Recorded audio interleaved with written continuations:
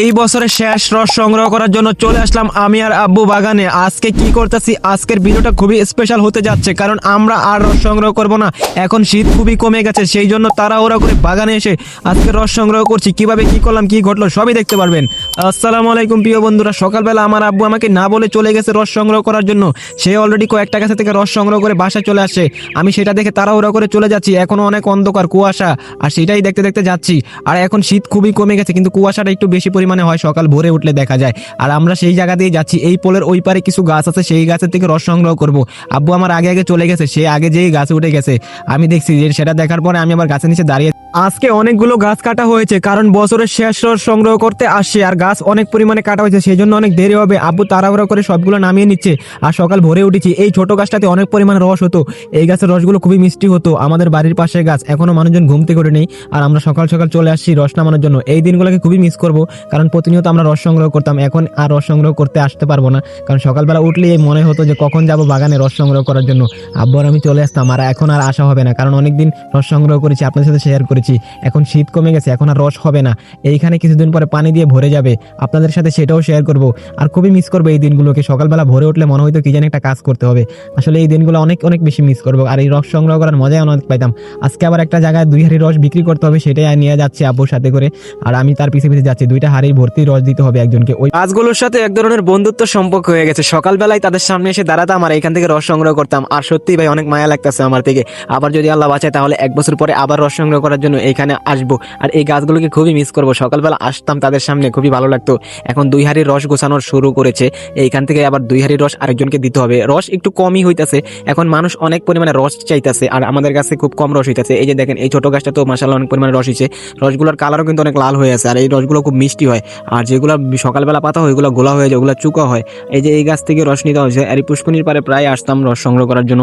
এখন আর তেমন আসা হবে না, আব্বু অলরেডি গাছে উঠে গেছে, আমি এখানে যাচ্ছি। এই যে দেখতে পাচ্ছেন আমাদের এই গাছগুলো আর আসা হবে না। এর সামনে এই 2 হাঁড়ি রস পুরা ভরতে হবে, না হলে আবার দেওয়া যাবে না। আব্বু চেষ্টা করতেছে ভরার জন্য, কিন্তু ভাই রস তো কম হইতাছে।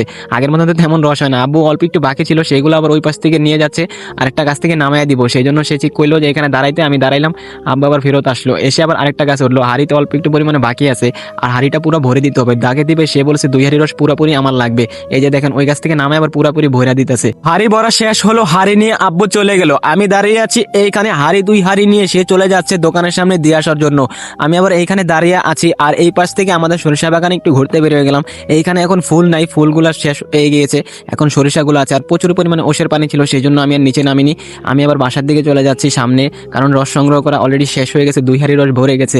এখন বাড়িতে যাচ্ছি। ওই পাশে কিছু গাছ আছে, ওই বাড়ির সামনে গাছগুলোর সামনে। গাছটা বড়, কিন্তু দেখেন নিচ থেকে যখন তাকাই মনে হয় আমার হাত পা কাঁপতেছে। ভাই আব্বু কত উপরে উঠে গেছে, সে ওইখান থেকে রস সংগ্রহ করে নিচে নামিয়ে যাবে কিছুক্ষণের মধ্যে।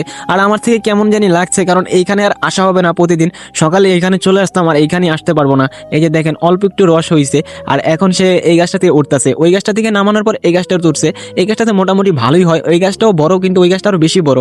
এই যে দেখেন কত পরিমাণে রস হয়। এটার মধ্যে আমরা সবসময় বড় বোতল পাতি, আর রসের কালারগুলো একেবারে লালচে কালার। এই যে দেখেন বোতলগুলো নামাইতেছে, কত বড় বোতল পাচ্ছে। এটার মধ্যে মোটামুটি অর্ধেক পরিমাণে বোতল ভরে যায়, আর রসগুলো খুব মিষ্টি হয়, দেখতেও সুন্দর লাগে। এই যে দেখেন নামাই ফেলছে। আর এই গাছে মনে করেন প্যারাই রস পরে, আর এই গাছটা প্রতিনিয়ত কাটা হয়। এই যে দেখেন কত সুন্দর লাল রস হয়েছে। যাই হোক 2টা গাছ থেকে রস সংগ্রহ করা হয়েছে। এখন যাচ্ছি পুষ্কুনি পারে। এই পুষ্কুনি পারে এই গাছটাতে কত ঘটনা ঘটতো ভাই। এই বাঁকা গাছটাতে কেউ মনে করেন উঠতে চাইতো না, আব্বুই নিয়েছিল গাছটা কাটার জন্য, আর সে সফলও হয়েছে, কষ্ট করেছিল। এই যে দেখেন এখন বাঁকা গাছটাতে উঠছে। বাঁকা গাছটাতে মাশাআল্লাহ ভালো পরিমাণে রস হয়, কিন্তু অনেক আগের পুরনো গাছ, অনেক দিন হয়েছে গাছটার বয়স, কিন্তু এখন মনে করেন তেমন গাছটা কেউ কাটতো না, আব্বু এটা বেছে নিয়েছে। এই যে দেখেন কত সুন্দর পরিমাণের রসগুলো হয়েছে না, দেখতেও ভালো লাগতেছে। আর এই দিনগুলোকে ভাই অনেক অনেক মিস করবো। এখানে আবার কবে আসি। এই বেকা গাছ এখানে মনে করেন পানি দিয়ে ভর্তি থাকবে। তারপর পুষ্কুনি পারে আরো যে কটা গাছ আছে সবগুলো থেকে আমরা রস সংগ্রহ করতেছি। আর মনে মনে ভাবছি কবে আবার আসতে পারি, যদি আল্লাহ বাঁচায় তাহলে সামনের বছর যদি আবার আসি। আর এইরকম দিনগুলো খুব মিস করবো। এই গাছটা তো ভালো পরিমাণের রস হয়, আর এই রসগুলো মিষ্টি হয়। এখন আমরা যে রসগুলো সংগ্রহ করছি এগুলো আমরা বাড়িতে নিয়ে যাব। আর 2 হাঁড়ি রস বিক্রি করার জন্য একজনকে দিয়েছে, সে নিয়ে গেছে অলরেডি। আর আমাদের রসগুলো অনেক ভালো পরিমাণে হয়। আর এখন রস কমে যাওয়ার কারণে আর কি তেমন বেশি দেখাইতে পারতেছি না। আগের ভিডিও আপনারা দেখলে বুঝতে পারবেন যে আমাদের কত পরিমাণে রস হয়। রস সংগ্রহ করা শেষ করে আব্বু বাড়িতে চলে আসে, এসে বোতলগুলো সব একত্রিত করতেছে। যতগুলো বোতল আছে সবগুলো রস একসাথে করে রেখে দিতে হবে।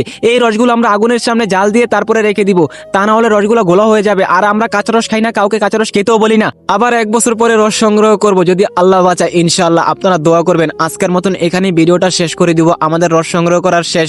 আর এই বছরের শেষ রস আজকেই সংগ্রহ করেছি।